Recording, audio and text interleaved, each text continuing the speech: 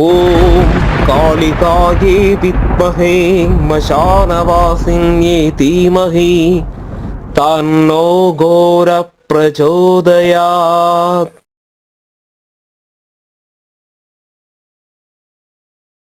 வணக்கம் ஆன்மீக நண்பர்களே. மலையாள மாந்திரிக முறையில் காளிகோவில் சார்பாக நம்ம இன்னைக்கு என்ன பார்க்க போகிறோம்னா, மந்திரமூர்த்தி என்றால் என்ன, அந்த தேவதையோட குணங்கள் என்னங்கிறது தான் நம்ம பார்க்க போகிறோம். ஏன்னா இன்றைக்கி நிறைய பேருக்கு மந்திரமூர்த்திங்கிறது எந்த தேவதைங்கிறது தெரியாது. ஏன்னா நம்ம கோயிலுக்கு நிறைய ஆளுக கூப்பிட்டு இந்த மந்திரமூர்த்தி உபாசனை கொடுங்க சாமி அப்படி கேட்குறாங்க. அதே மாதிரி மந்திரமூர்த்தியோட உபாசனை எடுத்து பண்ணால் மந்திரம் சீக்கிரம் சித்தி ஆகுமா அப்படி கேட்குறாங்க. அப்போ இந்த மந்திரமூர்த்திங்கிறது என்ன, இல்லைன்னா மந்திரமூர்த்தியால் என்ன மந்திரங்கள் நமக்கு செய்ய முடியும், எந்த வேலைகள் செய்யலாங்கிறது, அது என்ன அந்த தேவதைங்கிறத நம்ம பார்க்க போகிறோம். அதுக்கு முன்னாடி இந்த சேனலை சப்ஸ்கிரைப் பண்ணாதவங்க தயவு செய்து சப்ஸ்கிரைப் பண்ணுங்கள். உங்களுக்கு பிடிச்சிருந்தால் லைக் பண்ணுங்கள், ஷேர் பண்ணுங்கள். இந்த மந்திரமூர்த்தி யார், இல்லைன்னா எந்த தேவதைன்னு தெரியறதுக்கு முன்னாடி நீங்கள் தெரிய வேண்டிய ஒரு தேவதை நம்மளுடைய குலதேவதை, சரிங்களா? அப்போ இந்த குலதேவதை யார்? நீ கருப்பசாமியோ, மதுரை வீரனோ, காளியோ, பைரவனோ, வீரபத்ரனோ, இல்லைன்னா சுடலமாடன் சாமியோ, எந்த தேவதையோ ஆயிருக்கணும்.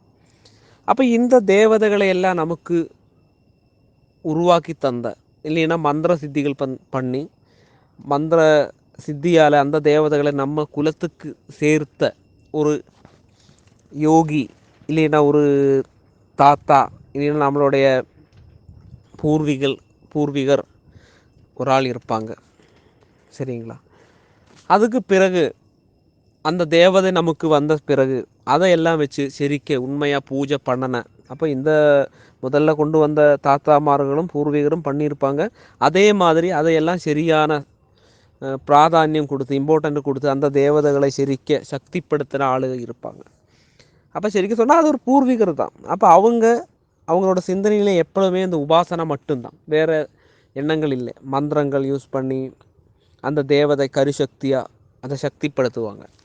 அப்போ செரிக்க சொன்னால் அந்த இப்போ நம்ம குலதெய்வம் காளின்னு வச்சுக்கோங்க, இல்லைன்னா நம்ம வீட்டில் ஒரு தேவதையை குடி வச்சு இருக்கிறோம். அந்த தேவதையை செரிக்கு உருவாக்குறது இப்போ நம்ம சாதாரண ரீதியில் உருவாக்குறது கிடையாது. அது மந்திர பிராணசக்தியெல்லாம் கொடுத்து நல்ல பவர்ஃபுல்லாக உபாசனை பண்ணி வந்த நம்மளோட பூர்வீகர், இல்லைன்னா தாத்தா, குரு பரம்பரை, குருக்கன்மார், அதெல்லாம் நமக்கு சொல்லலாம். அப்போ இவங்க எல்லாம் தான் அந்த தேவதையை சக்திப்படுத்தி கொண்டு வந்திருப்பாங்க. அப்போ நம்ம இந்த பூஜை பண்ணும்போது, இல்லைன்னா நம்ம இந்த காலத்துலேயும் அந்த கோயிலில் பிரச்சனை வச்சு பார்க்கும்போது இந்த தேவதையை கொண்டு வந்த ஒரு குரு காரணவர், இல்லைன்னா பூர்வீகர் இருப்பாங்க. அவங்க மந்திர தந்திரங்களில் ஒருபாடு படிச்சிருப்பாங்க. அது ஒருபாடு காரியங்கள் அவங்களுக்கு தெரியும். அப்போ தெய்வத்தோட சாமியம் உள்ளவங்க, இல்லைன்னா சாமியிடமே இறந்த பின்னு சாமியோட சேர்ந்தவங்க. இப்போ சாமியே, ஏன்னா அவங்களோட சிந்தனை அந்த சாமி மட்டும்தான், உபாசன தேவதை மட்டும்தான். அப்போ அவங்களுக்கு ஒருபாடு பவர் இருக்கும். ஏன்னா அந்த மந்திரங்கள் அவ்வளவு தடவு செய்யும்போது, இல்லைன்னா ஜெபம் பண்ணும்போது, அந்த சாமியை நினைத்து பண்ணும்போது அவங்க அந்த சாமியிலே லயிச்சிட்றாங்கங்கிறது தான் அந்த உண்மை. அப்போது நம்ம வீட்டில் இப்போ ஒரு காளின்னு வச்சுக்கோங்க, காளி நம்ம குலதெய்வமாக இருக்குது. அப்போ அந்த காளி தேவதையோட அருள் நமக்கு கிடைக்கணும்னா இந்த காளி தேவதையை நமக்கு கொண்டு வந்த, இல்லைன்னா அந்த தேவதையை அவ்வளவு பூஜை பண்ணின அந்த குரு, இல்லைன்னா அந்த பூர்வீகர், நம்மளோட தாத்தா, யார் வேணாலும் ஆகிக்கட்டும், அப்போ அவங்கள நம்ம பூஜை பண்ணணும். அப்போ இந்த குரு பூர்வீகர் நான் சொன்னேனே, நம்மளுடைய முன்னோர்கள், இந்த சாமியை கொண்டு தந்த அந்த பூஜை பண்ணன எல்லாரும் கிடையாது. எல்லாரும்னா இந்த உபாசனை உள்ள சக்தமான உபாசனை, சின்ன உபாசனை கிடையாது, நல்ல சக்தமான உபாசனை. பின்ன நம்ம கவனிக்க வேண்டது, மந்திரமூர்த்தினா மந்திர தந்திரங்கள் செய்து உபாசனை செய்த ஆத்மாவு, இல்லைன்னா பூர்வீகர்ங்கிறது உங்களுடைய கவனத்தில் என்றைக்குமே இருக்கணும். அந்த தேவதைக்கு கண்டிப்பாக மந்திர தந்திரங்கள் தெரியும். அதனால இந்த தேவதையை வச்சு நம்ம கர்மங்கள் பண்ணும்போது, எதிர்த்து நமக்கு பண்ணும்போது, அதாவது நம்ம இப்போ ஒரு கர்மம் பண்ணுறோம், ஒரு ஆளுக்கு எதிரே நம்ம பண்ணுறோன்னா அதை முறிக்கிறக்கோ, அந்த மந்திரத்தை முறிக்கவோ, இல்லைன்னா அதை திருப்பி அனுப்புறக்கோ சீக்கிரமாக முடியாது. ஏன்னா நம்ம அனுப்புகிற தேவதை ரொம்ப மந்திர தந்திரங்கள் தெரிந்தது, புரியுதுங்களா? அதுதான் அந்த மந்திர தேவதைக்கு இத்தனை பவர், மந்திர மூர்த்திக்கு இவ்வளோ பவரு. இதுலேயே நீங்கள் கவனிக்க வேண்டிய இன்னொரு விஷயம் என்னன்னா, நீங்கள் சொல்லுவீங்க மந்திரமூர்த்தியோட உபாசனை அப்படி சொல்கிறீங்க. அதாவது மந்திரமூர்த்தினா நான் சொன்ன மாதிரி ஒரு குலத்தில் அவங்க பாரம்பரியத்தில் வரக்கூடிய தாத்தன், இல்லைன்னா நல்ல உபாசகன், அந்த தேவதையை உருவாக்குனவர், அந்த கோவில் கட்டினவர், அந்த சாமியை லயிச்சவர், அது வந்து அவங்க பாரம்பரியத்துக்கு தான். இப்போ வந்து ஒரு குடும்பத்தில் இருக்கக்கூடிய ஒரு மந்திரமூர்த்தியை வந்து நம்ம போய் உபாசனை பண்ணால் நமக்கு அது அனுகூலத்தில் வராது.